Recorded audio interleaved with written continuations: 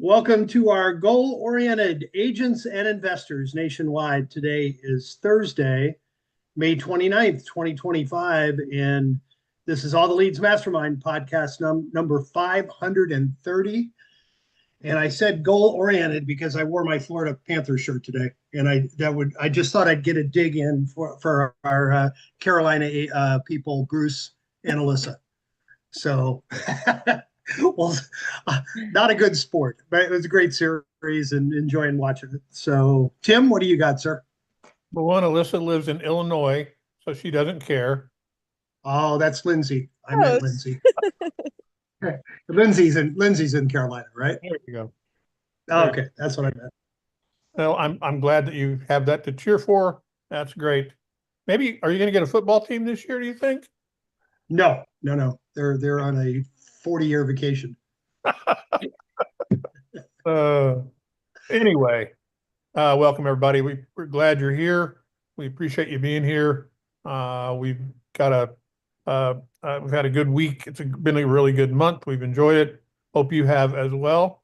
Now it's time to be summer serious. It's time to rock and roll while everybody else is, putting on their suntan lotion. You need to be heading for the bank. And at the end of the session today, we've got a special promotion we're going to offer you to try to help you get started with that and increase your revenue for the summer. So with that, I'll do a little bit of housekeeping and simply say that this is your call. As we always say, we want to hear from you. It's very important that we do that. And to be heard, simply click on the React button at the bottom of your Zoom screen, and you'll see a little thing that says raise your hand. And if you click on that, it looks just like my screen does right now with a hand up. And when we see that, we'll call on you. And that's the way this works. We'd love to hear from you about good things you're having trouble with, anything you want to talk about, even good football teams as opposed to the one in Miami. So anything like that will work. With that, I will throw the floor open. If anybody'd like to start us off with a question or a comment. Also, I'd like to point out that we have a Win of the Week program, and actually we also have an Idea of the Week. If you come up with something really cool that you're doing, talk about it on the call, and if we think it's cool, Jim is the arbiter of cool, so he'll decide that, and we'll award you with $100 of goodies from our tool chest here and help you make even more money. So by the way, I abdicated that role to Alyssa. I stay impartial. Alyssa usually decides. I see. Okay. Well, that's good. Yeah. Also, if you note at the top of your screen or wherever it is on yours, you need to accept the fact that we're recording, and that is something else that'll keep you from being able to talk if you don't accept that. So if you see something that says, yep, we're recording it, we are indeed.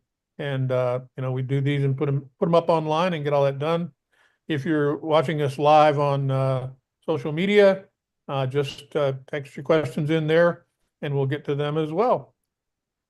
Okay, well, let's see all those big hands in the air. All right, we don't have any yet. Hey, Tim, I'll make a brief comment about summertime that you mentioned. We always talk about it going into the summer, the old 180-degree theory, when all your competition is going on vacation, taken off. Now's the time to double down. I'm not sure why this year, but just anecdotally from what I'm observing, we have far fewer people this year that are doing that, calling and saying, hey, I want to take a month or two off. So not sure why that is, but that's a good thing. Seems like our agents are knuckling down. And I know that, we're going to give you some ideas on how to do that as the call goes on. And Dill's got his hand up. Thank you, Dill. Unmute yourself there, buddy. There you go. Doing. Any dialers that you guys recommend? Excuse me? Are you saying dialers? Dialers, yeah, the online feed the numbers and automatically coming up. So here's the careful answer to that. And the careful answer is that before you implement something like that, please make yourself familiar with the TCPA laws. Okay. And that is a critical factor in that. One of the biggest issues with TCPA is, in fact, using a dialer or multi-line dialer where you load the numbers in and it bangs them out. Mm-hmm. That's kind of the purpose of the law. You don't want to run afoul of that. I see. Aside from that, we're pretty much agnostic on the dialer front. We hear a lot about Mojo. We hear some of the others. There's a flash dial. There are 2 or 3 others. There are lots of them out there. But you need to make sure that you are not putting yourself in a liability position. That's my only advice there. I And see. Dale, you're aware that our CRM has a click-to-dial feature, correct? Are you aware of that? No. Okay. So they We added that almost a year ago, I think, Over a year. over a year ago, and that does not, in our estimation or opinion, that doesn't violate any laws. You're not loading the number. You're just clicking I on the see. number in the CRM and it auto dials for you. Interesting. Okay. All right, cool. I'll try that. I will tell you, when we came out with that, our sales team loved it because, you don't have to go from the screen to your phone, write it down, transfer the number. Yeah, agree. Yep. Yeah, that might be a good, certainly that's included with the CRM, no extra charge or anything. And if you have any issues with that, let us know, but it's relatively easy to set up. I think all or most of the major carriers offer it, depending on who your carrier is for your cell phone. Gotcha. And any guidance on how to take the numbers from the CRM and the CXP file or something like that? How to do that? And It's built into the system to download it. okay. And you just have to tell it what you want in the download, and if you want all the phone numbers included, they'll be there. Okay. And it's made in there as a download for dialing, but you need to. I think I take this in the way I mean it. You need to set a time to meet with an MIS and talk through the capabilities of our system, because I think you're missing out on some things that you shouldn't be missing out on. There's a bunch of stuff that you kind of you were away for a while and you came back rocking and rolling. I think you need a refresher course on what we have. If you don't mind, contact support and let them set you up with an MIS call, and let's get you squared away, because I want you to rock and roll and you're really trying hard and we want to support you well. Appreciate it. I think I need that. You're right. Okay. Thank you. Great. Cool deal. Well, Mr. Steve, how are you today? I want to hear your sweet voice. What's up, bud? Doing well. How are you? I am fine. I'm fine. I'm thinking about Dill's question because I'm sitting there going, yeah, as a coach, don't know about click-to-dial. So I guess I got to reach out to Jessica, get on her calendar, and get smart on it, because no one's asked me it, but I better be prepared to do it, and I'm not. Well, and we're like, we're the shoemaker's children in a lot of respects. We talk about things every day. We know they're there, and things we take for granted. We don't always look at them from the standpoint of, the people that are actually supposed to be using them. And, shame on us for not doing a better job of communicating it and making sure that everybody knows that. We release new features all the time, and some of them we're wondering why people don't use them, maybe, or whatever, and maybe it's because we're not telling them enough. So that's a very good point. Well, I am woefully inept at this point, but I will rectify that. That way I can offer that to someone, so I can be more like Bruce, a guy with all the answers. Does Bruce send you a check every week, or is it monthly? No, it's just I oftentimes will refer, when people ask me a question, well, what our chief trainer Bruce says in his course, he refers to. So in other words, it's always nice to give someone a reference. Indeed, my brother. Indeed, that is true. Well, Bruce, since you got lavished on there, what's up with you, man? I do pay Steve every single week I know. to bring me up The checks are every going every someplace week. else. Everyone's I'm not getting them. I wasn't going to call him out. I knew he was lying. So hey, I have a question on the dialer front. I'm going to speak to a dialer real quick. Personally, well, I'll ask the question first. Does that require a Ring Central integration if you're doing click to call through ATL? No. No. Okay. So any voice over IP click to call dialer works, or does it not? Does it just need to be a voice over IP? So How do you basically, connect your account? yeah, the bottom line is that any it is a browser function. In other words, dial colon and a phone number in a line of code on the web will invoke a dialer if you have one set up, or an invoke a dial. And all you have to do is hook it up uh, to your proper carrier. If it's your cellular carrier that you want to use, it'll just simply pick up your phone. When I get a phone call, if I'm online, like if I got a call during this call, it would pop up on my computer screen and say I had a call, and I could answer it on my phone or on my screen, either way. So my phone is kind of wired in like that, and it's super easy to set up. Just so everyone knows, my dialer system is just call. Um, Probably the best dialer that I've ever used, not for power dialing. So if you want to do like your triple line dialing, your 10 lines dialing at the same time, there's those power dialers. You definitely need to be a little bit more cautious when you're using those. My favorite dialer that I ever had was AirCall, AIRCALL. And basically, you pay for a seat, and then you add as many different phone numbers onto that seat as you want. You can dial through. So I've got a general rule in my business that I don't want any individual number making more than 40 outbound dials in a day. That's how you get flagged as spam. 50 is the real number. I just kind of set it at 40. And so I can assign 4 or 5 or 6 different phone numbers to my air call seat and just switch every 40, 45 dials that I make. It's a great way to do it. The reason that I don't use AirCall currently is because AirCall does require 3 seats. So for those of you that maybe have a team, we're not affiliates. I'm not an affiliate, but I liked AirCall a lot. I use Just Call right now. They don't have a click to call feature, but if you have all the leads and you've enabled a click to call, then it doesn't really matter. You can use your cell phone. Be careful for those of you that are kind of manually dialing and maybe you're dialing a lot of people a day. Be careful that you don't get flagged as spam. And probably the easiest way to avoid that is by setting a hard 40 outbound call per phone number rule on yourself. And then if you're making 80 calls, just get 2 numbers. If you're making 120 calls a day, get 3 numbers, and so on. So that's kind of how I use that. Now I'm going to change gears real quick Yeah. because Tim asked me what was up. I've been hearing a lot of results over the last probably 9 months or so, where people are starting to get some good traction with cold mail again.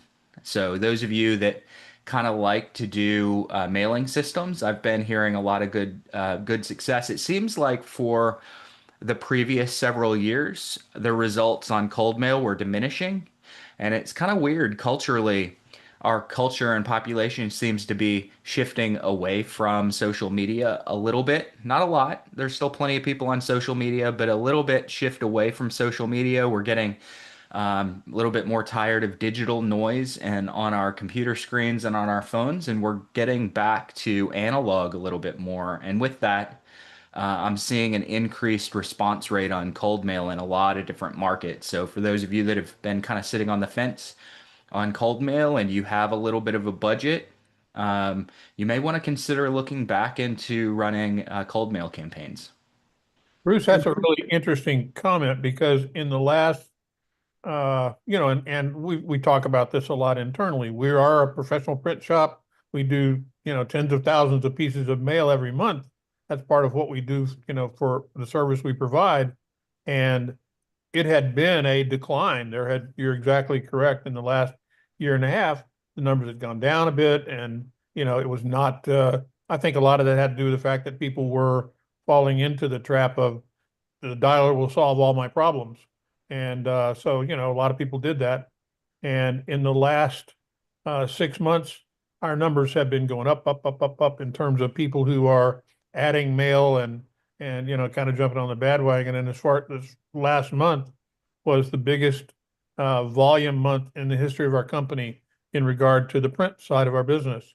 And this month, we're either going to just be slightly below that or possibly even exceed it. We got 2 more days to go, and from looks of what's in the pipeline, we might even beat last month. So, you know, if feet on the street and people voting with their wallet are there to back up what you're saying, we're seeing the same things. And that's real interesting because, you know, you're right. People were, you know, not taking advantage of it for a while. Yeah, the response on cold mail. Let's take my market for example. The response on cold mail, starting around 2019, started to drop off significantly. When I started in 2015, I would do 3 letters spaced 1 month apart, and I could pretty much rely on every single campaign. Say I get 100 leads, and I send all 100 of those people 3 letters.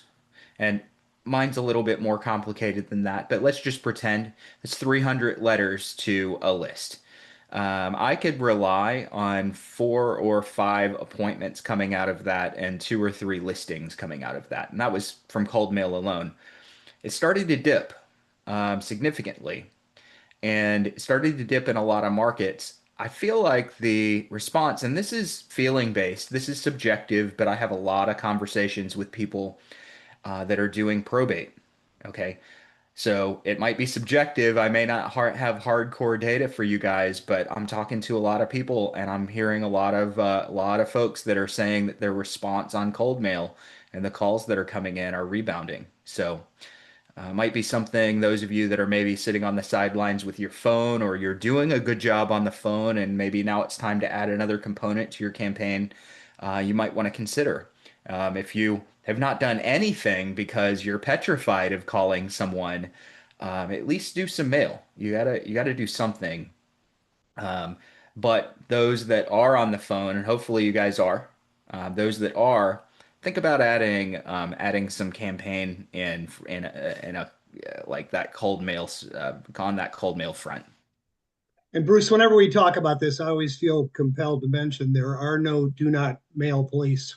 Nobody's going to find you. There's that I know of. I don't think there are anyway.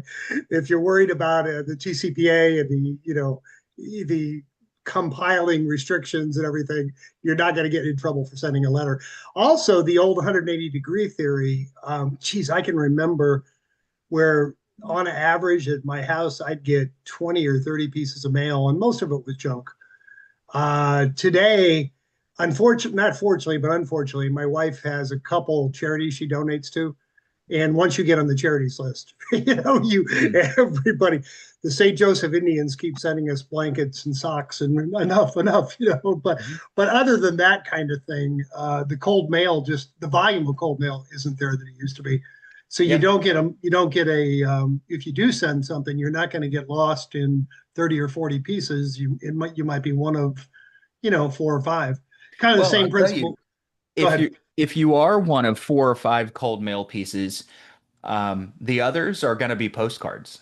Now, all the leads can do postcards. I'm not going to tell you guys don't do postcards, but that's the mistake that a lot of people make when they do mail, is they say, I'm just going to pepper people with postcards. There's still a lot of postcards in the mailbox. There's very few envelopes from people that you don't know. So a letter focus is definitely preferable. And I've talked to tons of people that love their postcards. I'm doing postcards and I say, what are the results? Pull your numbers up. And usually it's, I got one listing or one purchase from postcards over the last 2 years. And somehow they think that that's working.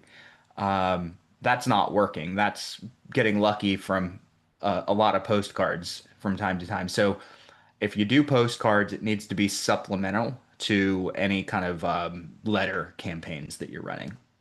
And if you're doing a letter, we do an incredibly great job, the mail department does, of really making it look like a hand-addressed letter. I still remember about a year ago, because I get a lot of We Buy Houses stuff, but I got one that literally looked like a kid took a crayon and scribbled on it, and it had a little Incredible Hulk sticker on the outside. And I honestly thought it was one of my grandkids. but I opened and read it, and it was somebody that wanted to buy my house. So he got me to open it. The more distinctive you look, the letter looks, the better. The more different it looks, the better. And we can do that kind of stuff for you. Well, and we're also finding that people are availing themselves of doing an insert into the letter. We had one of our customers last week who said, "Hey, I want you to put this key into every piece of mail I send out."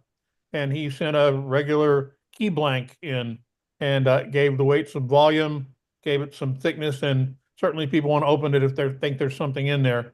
The other thing I see happening is that people are using, instead of the 6x9 envelopes that we normally do, which are multicolored and all of that, which give it, more of an invitation kind of a thing.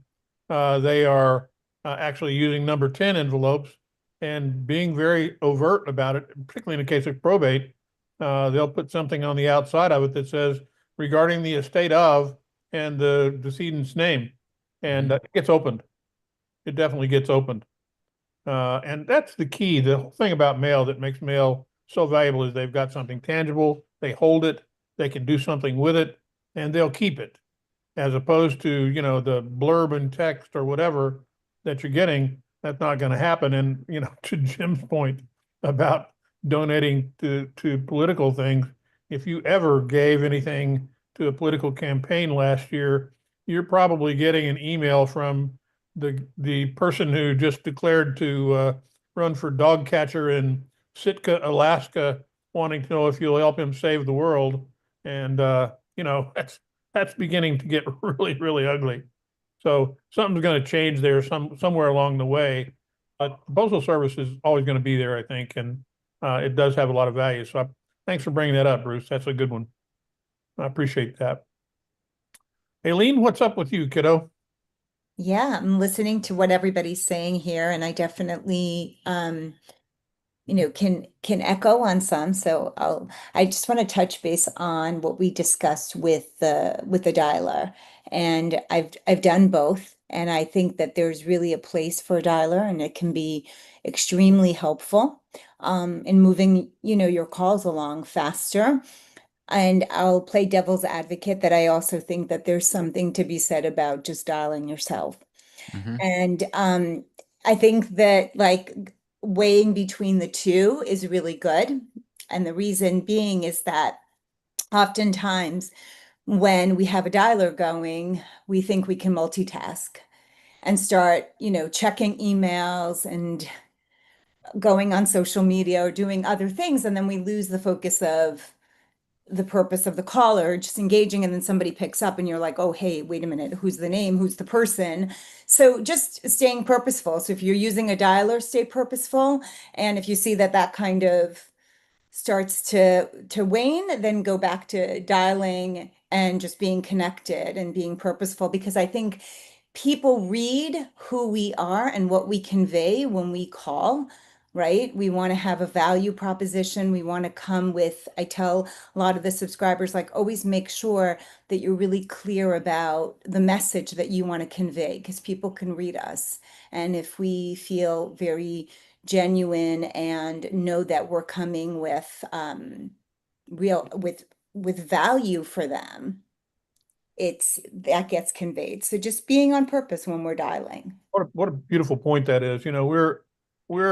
We're stuck in information overload mode, and it's not getting any better. It's Yeah. getting worse. My wife and I will be watching TV, and while we're watching TV, I hate to admit this, but I'm sitting here, looking at this thing, Yeah.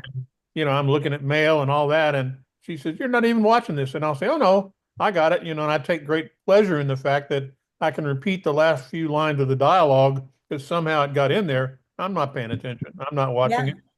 That's a really great movie. And I say, "Oh yeah, I'm sure it was." Exactly. We only get part of it. So just being intentional and purposeful. But I definitely think that there's, place for a dialer, because it does move things along much faster. So That's true. That's true. yeah. Add And one. mhm.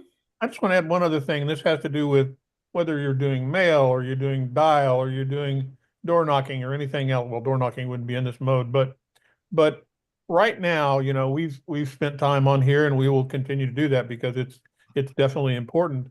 So many people are using AI these days, and they say, "Oh, AI is going to solve all my problems." Well, guess what? The same access you may or may not have to AI, everybody else has the same access to it. And it has already become commoditized in terms of what people are doing with it. So there's not a lot of ways to differentiate yourself from other people. If you're using AI, you're doing the same thing other people are doing and not necessarily, separating yourself from the herd. And being creative and being aggressive and doing door knocking and marketing the way that, we've heard successful people on here last 2 or 3 weeks, I think. We've had people talking about door knocking. And in a decade or more now of doing this, we heard a little bit about door knocking in the beginning, not a word for 2 or 3 years. Now door knocking and hanging door hangers is coming back. And, it's kind of getting back to basic blocking and tackling. It's how you separate yourself from other people, particularly when you're trying to win people's business. You got to be different. Well, now different is doing the basics again. So, that has a lot to do with a lot of the stuff that we're after all the time. Yeah. So, And Tim, to add the AI comment, our friend Richard Roop, who teaches AI, I love his comment that AI probably won't take your job, but somebody who knows how to use it better probably will.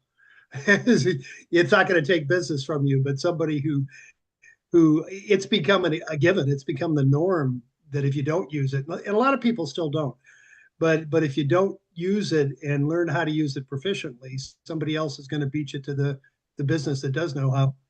So, and Jim, I hear what you said. I love Richard to death, and he's correct about that in a lot of cases. But I'm going to take, say what Aline said, and the same thing I'm saying is that, AI can't knock on doors.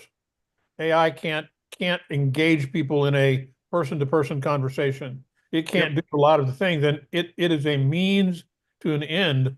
But if you're willing to invest the time and energy, you're going to be now, all of a sudden, you're going to be different than other people. You're not going to be the same person who's out there trying to just pick the low-hanging fruit that AI said, these are the most likely people. It did predictive analysis and they're there. Guess what? Maybe half of those people that you're throwing away, they're still going to do something. You just didn't bother to get to them. And it's the old adage, you say it a lot, swim upstream. When everybody else is doing one thing, do something else. And man, I believe that for sure. That's an important thing to go do. Dialers are great. AI is great and all that is great, but not a lot takes the place of being able to engage somebody personally.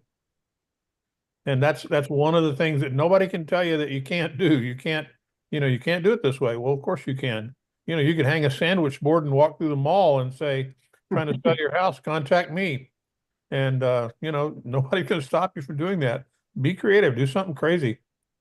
It'll work. A couple of weeks ago, I was at a conference in Western Florida, and one of the guest speakers that was down there, this guy named Steve, I can't remember his last name, but he's got a book called Doors Open When You Knock. And in his real estate career, he knocked on over 125,000 doors, 140 days a week for 3 hours a day, typically in the middle of the day. And people would say, why do you knock in the middle of the day from 11 to 2? And he'd say, because that's when I was going to do it. Not because that's when everybody answered the door. It was because that's when I was going to do it.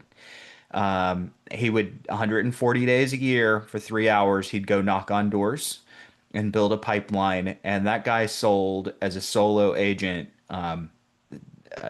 80, 90, 100 listings per year as an agent. And now some of you guys are investors. Investors, please do the same thing. So this stuff really works, and it will stand the test of time. It will continue to work. It's something that you owe it to yourself to get good at, even if you decide later that it's not going to be a daily or weekly or even a practice that you ever do. Learn how to do it. At least give yourself the option of utilizing that in your business.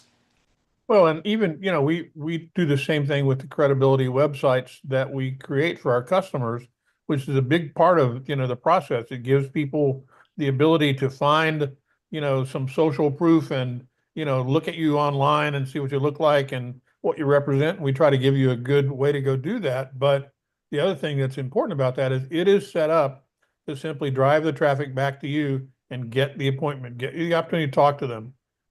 Nothing works unless you're going to get face to face. You're not going to sign something. Nobody's going to buy something, sell something. Doesn't happen unless you get the chance to look them in the eye. So you got to get that done, and knocking on their door is a pretty shortcut way to do that. You've cut through everything else. I'm not, saying the best thing to do is go knock on doors all the time, but it's a mix. It's definitely a mix of the things that you need to go do and get after them when you can. Hey folks, we're halfway through the hour. We haven't heard anything from anybody. Did anybody accomplish anything exciting this week and want to share? Talk a little bit about what's going on. Jim, I'm going to come back to you in a minute. I want to talk a little bit about short sale. Folks, we do want to hear from you. Please raise your hand and let's hear from you. We'd like to throw some money your way if you did something exciting, and be happy to hear from you. Just raise your hand. Hey, Jim. Yes, sir. I want to ask you a couple of questions. We've talked for a while about, we often talk about short sale, and I know your wife Pam has, run a short sale business and done 100 million short sales in, the last 2 weeks. But 50 million. You always exaggerate. It's 52 million. Oh, all right. Well, that's good. Yeah. But realistically, you had said, and Patty, I see your hand up. That's great. We'll get there. We had said for a while that we thought the market was beginning to change a little bit in regard to that. And, your wife was denying it for a while. And now all of a sudden, she's got more business now. And, she's kind of back into that business. So talk a little bit about why you think that's happening. And Patty, we'll get to you next. Why it's happening? There's a lot of theories and conjecture. We accidentally got involved in short sales in 2008. We had 100 rental properties in Florida, and we did about 50 of our own, and then we kind of developed a system for doing it for agents and investors, and she's been doing it ever since. But I think she closed a few deals last year. She was working on maybe 2 at a time, and now we're on vacation and she's working more than I am. There's still, I don't know how many she's working on, maybe a dozen, but it's increasing. Everybody works more than you do, though. Well, anyway, never mind. Yeah. Thank you. I opened myself up for that. And it still remains to be seen how effective it is. The systems are still in place with the lenders. There's still nothing has really changed from that aspect. I don't have any concrete theories as to why I know she's working a few in Jacksonville, Florida. I think she has some in the Midwest. I know this guy in California that's given her a few, so it doesn't seem to be a regional thing. If I had one suspicion, it would be a lot of the mitigation and forgiveness that was done in 2020 maybe has finally caught up, where people, I know we recast some of our loans in 1988, and fortunately I'm not in 2008. I'm sorry, maybe 88 also, but I suspect that may have caught up. The adjustable rate mortgages aren't around anymore. And it's surprising to me that anybody who bought recently would be upside down, but there still are people that are upside down. Do you have a theory, Tim, why it's happening? You usually do. Yeah, go ahead. A lot of extremely unqualified people bought more house than they can afford, and it's time to pay the piper. And the reality of that, the only thing that I have to back that up with is I talk pretty frequently to kind of people in the mortgage community, and it's in the last 3 years, you can get a 5% mortgage pretty easily, and whether you were worthy of paying it or not, it's kind of back to the old days. We think that things have changed dramatically, and you and I both know brokers that can get people paper that we wouldn't lend money to, and it is that way. And they do it with very little down, get them in, and it's good. It's we want people to buy and be able to afford it, but sadly, the people who have to avail themselves of that kind of high interest credit often can't afford it. And a circumstance changes and they're out of work and they don't have any money coming in, and they're 3 weeks away or 3 months away from being on the street. Also, just a misconception, to answer my own statement a minute or so ago. Somebody may have paid market value for a home 3 years ago, but if they haven't made a payment in 12 months, and by the time you factor in the commission and the closing costs, It's a short sale. Property hasn't gone up enough in the last few years to be able and those are the kind she's running into. They're not people that are, hey, I'm twice what the house is worth, like the old days. But those types where there just isn't enough margin there to sell it and get out clean, and the seller doesn't, they haven't made a payment in 9 to 12 months. They can't bring any money to the closing. No, look at the condo market down by you. That's the bottom out of it. So there's big problems there. Well, That's a good example, by the way. Florida last year, property values were up overall about 13%, but condos were down about 15% overall. What happened in Florida, there was a lot of the 40-year certifications came due on the condos. You have to get recertified every 40 years, and the places didn't pass. So they had to put a ton of deferred maintenance in upgrades, and the condo fees went up, the associations, assessments, liens, that kind of thing. So, and even this condo that we're in here at the beach, it's the maintenance has doubled, and there's been 3 assessments in the last few years. I mean, we love it, but it's gotten to where it isn't affordable for people who want to live there, or even that sometimes the rent doesn't support like it used to. Go ahead. You had another question or comment, Tim? No, I was just gonna say that, at this point, if you are, you're out prospecting in your marketplace, and you're certainly from an investor standpoint, if you're looking to find opportunity that's out there that may end up looking or turning out to be the short sale, look at your marketplace and look at it either geographically or income wise, and think about what we're talking about here. Where do those kinds of conditions most exist in your market? And guess what? They're not all in the less expensive areas of your marketplace. They may be in some of the very most expensive areas where, just like I said, people get in over their head, and they can do it as long as that income's coming in, but something happens and income gets cut off or shortened down or anything that happens, it's hand to mouth. So many people that look good and, look shiny riding around in a pretty car and all that, they're just making it.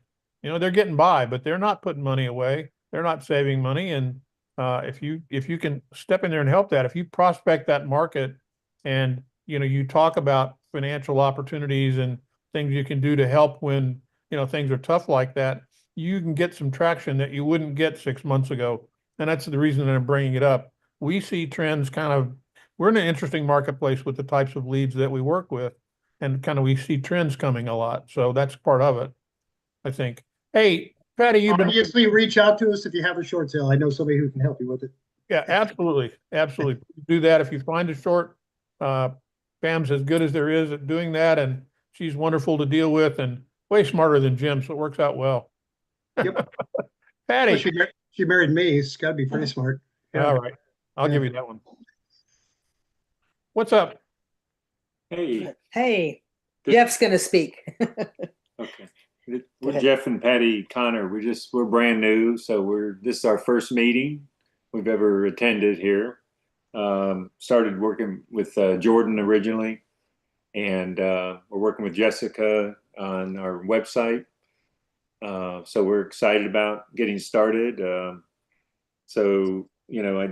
We're very interested. We're still waiting for our first, we've ordered their first batch of leads. We're in Florida as well.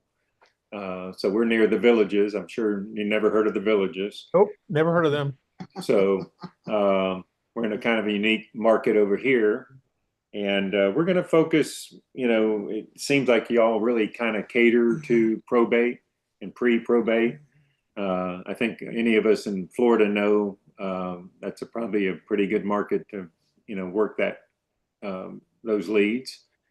So we're just kind of waiting for the initial start, if you want to say. I think June 3rd, we're going to get our first batch. I think we're supposed to meet, with maybe Bruce or someone that's going to be part of our coaching. I'm not sure, but we're just want to introduce ourselves and say we're excited to be a part of the team, put it that way. Yeah. Great. Well, I appreciate that. And you're obviously on the right track. You're working with all the right people on our team, and no time like the present to get rolling. And the only thing I would advise you to think about, and consider is don't just limit your efforts to probate or pre-probate. What we talked about earlier, and sadly, it is something that is in your market as well. Is people who are over leveraged, and divorce and late mortgage are going to be good products in your marketplace there for sure. Yes. So once I don't expect you to shotgun and do them all at once, but once you get started, make them pillars of your business. We haven't talked about that in a while, and we talk about having multiple pillars to build your business on, so that if anything happens, you don't have all your eggs in one basket.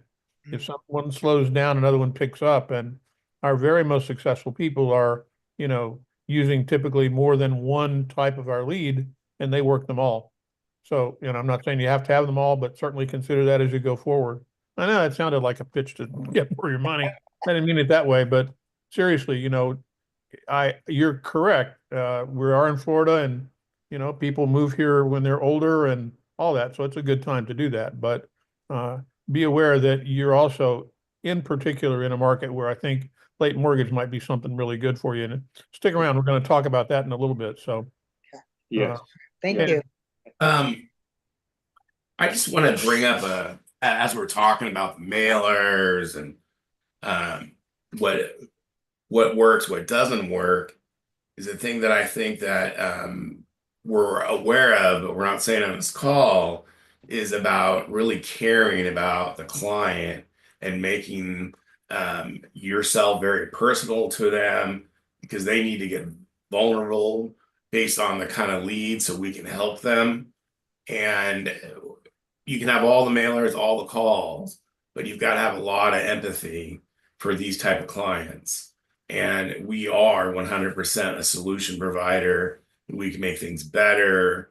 All the techniques we have, our vendors, everyone that has done business with me at the end of the day says I brought a lot of value to either their grieving process, their divorce process now, and then that just creates more referrals that are more generic. But I just think we really need to make sure, as we're going through the letters, the postcards, the calls, we all understand that being really personable is what's going to get you to business and set you aside from everyone else. Indeed, for sure, that's the case. And somebody else put up here, what did they just put this? I read it. Belly to belly, where did it go? Hold on. Winston said, you got to make contacts to get signed contracts.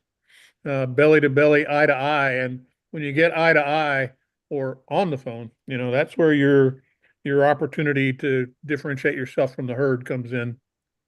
And you got to be able to. People think you're just there to rip them off, or hey, I heard Uncle Fred passed away. Want to sell his house? You're not going to get very far. You got to approach it appropriately. Okay. Hey, Jody, you're here. I know. I see you on here. And I want to talk real quickly about what we're doing here in terms of an offering that we're making. And Alyssa, do you have a slide to pop up for this? I don't know if you do or not. If you do, please put it up. Yes, I do. All right. And Jody, I'm going to let you talk through the offer that we're going to make, and it has really kind of to tie back with our carefully scripted approach to talking about this part of our business. I was wondering if it was a coincidence how you were setting the table here for late mortgage. Obviously, we're big believers in that product. I think it's going to have a more prominent role here as things continue to unfold in the market.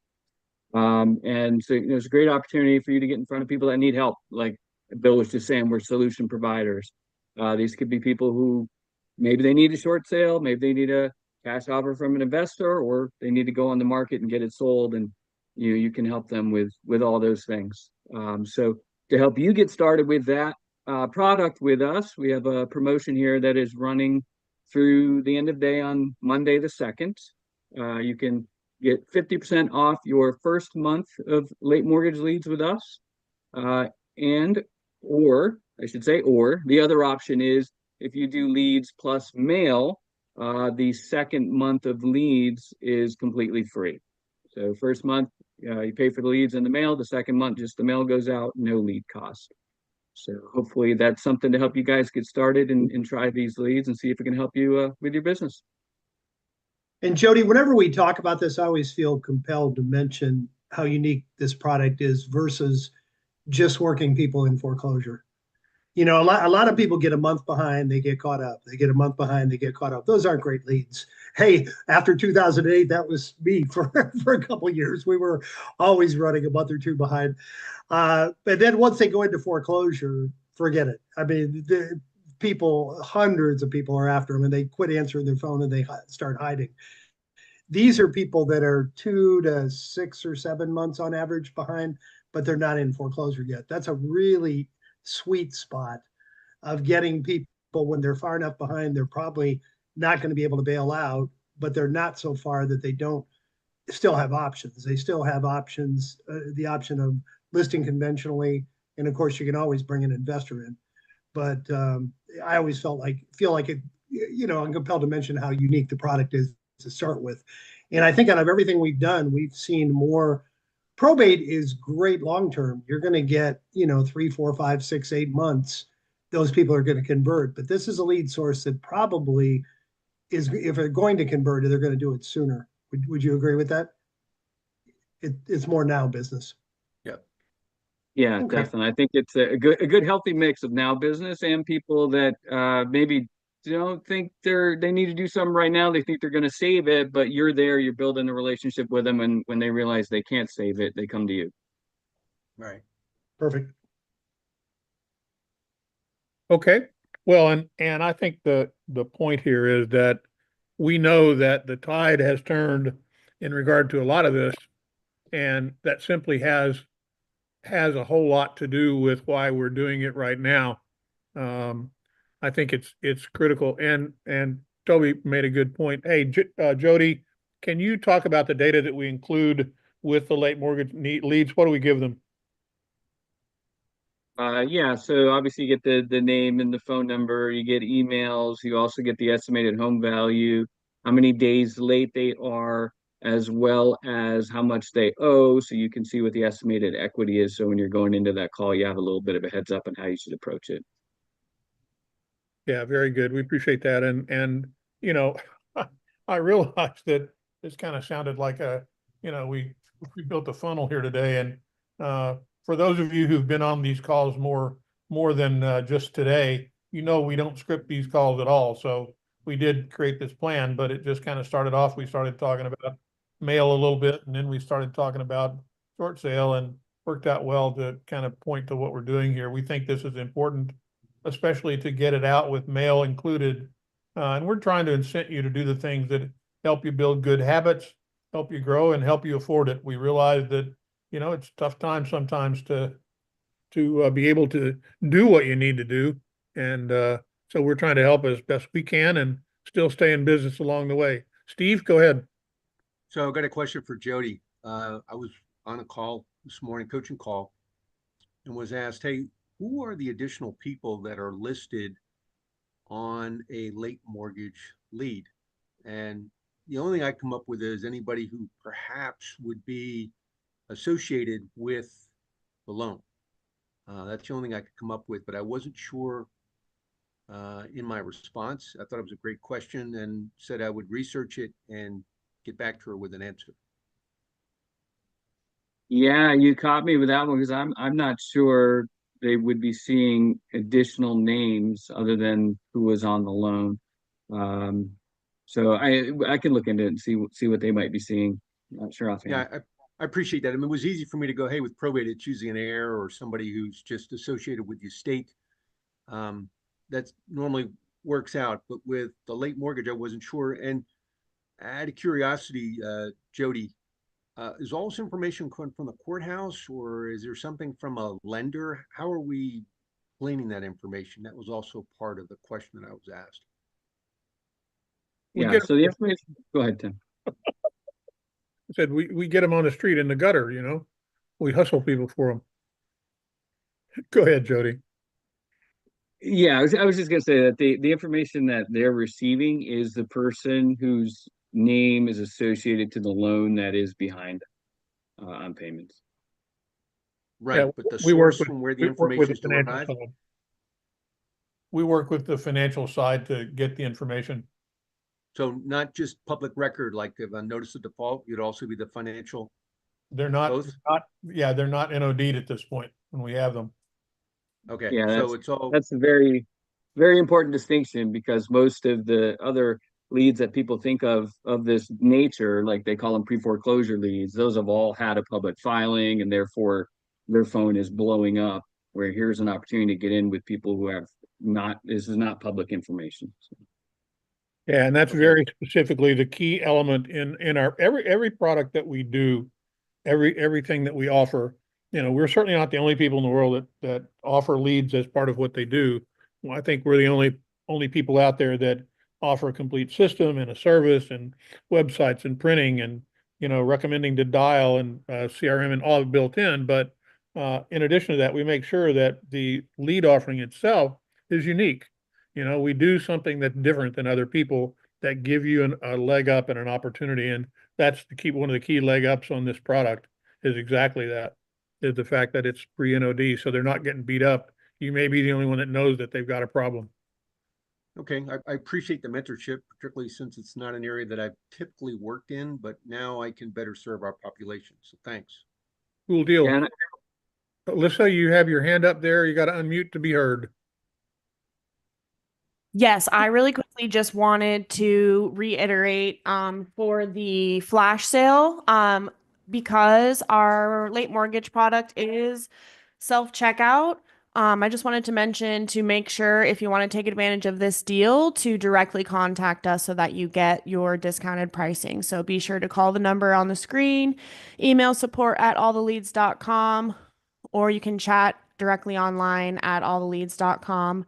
The number for anyone listening to audio is 844-532-3369. And just remember, don't use the self-checkout to take advantage of this deal so we can make sure we get you your discount. Indeed. Good catch there. Yeah, for sure. Okay. Folks, we're kind of heading toward the top of the hour. This has been a really quick hour. I don't know where the hour went this time. Appreciate the participation. If anybody's got, I'm going to take one last opportunity. If you've got anything cool you want to talk about, questions, answers, help, anything, raise your hand. We'll give you an opportunity to be heard and be glad to talk with you. Encourage you, since you maybe didn't get talk this time, come back next week with something to talk about.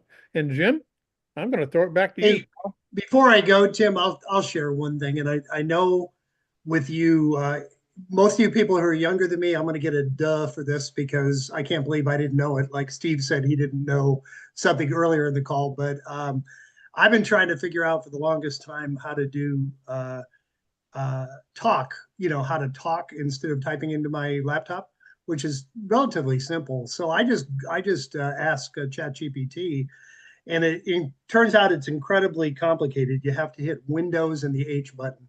And whatever you're in at the time, it just writes it out very, very well. But I've been surprised when I've told other people that a lot of people don't know that.